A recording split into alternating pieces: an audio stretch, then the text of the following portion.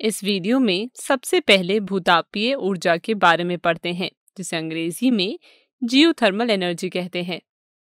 जियो शब्द का अर्थ होता है अर्थ यानी कि पृथ्वी, और थर्मल शब्द का अर्थ होता है हीट यानी कि उष्मा। जो उष्मीय ऊर्जा हमें पृथ्वी से मिलती है इसे भूतापीय ऊर्जा कहते हैं। पृथ्वी के भीतर की उष्मा के कारण चट्टानें पिघल जाती है और एकत्रित हो जाती है। ऐसे क्षेत्र को हॉटस्पॉट या तप्त स्थल कहते हैं। जब भूमिगत जल इन तप्त स्थलों के संपर्क में आता है तो भाप उत्पन्न होती है। कभी कभी तप्त जल को पृथ्वी के पृष्ठ से बाहर आने का मार्ग मिल जाता है। इस निकास मार्गों को गर्म चश्मा यानी कि हॉट स्प्रिंग कहते हैं। कभी कभी ये भाप चट्टानों के बीच में फंस जाती है, जहां इसका दाब अत्यधिक हो जाता है।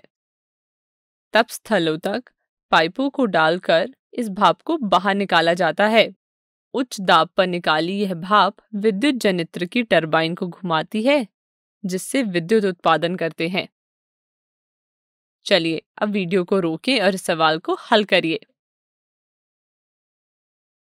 समय समाप्त। और इसका सही उत्तर है फर्स्ट ऑप्शन।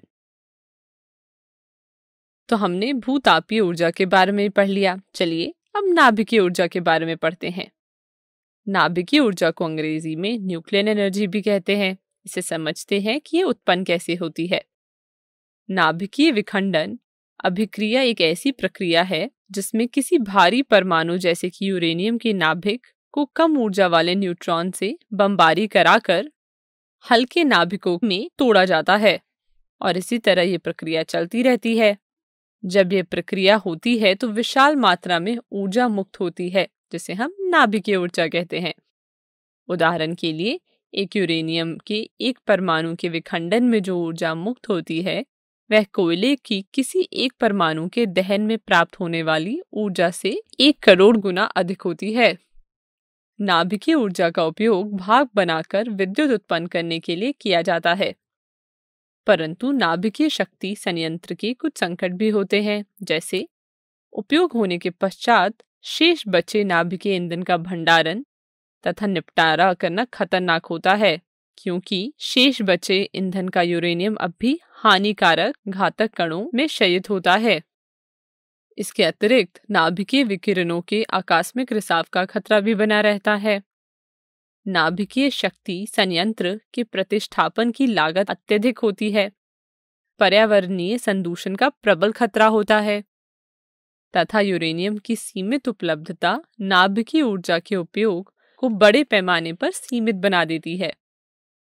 नाभिकीय विद्युत संयंत्र के निर्माण के पूर्व नाभिकीय ऊर्जा का उपयोग पहले विनाश कार्यों के लिए किया जाता था।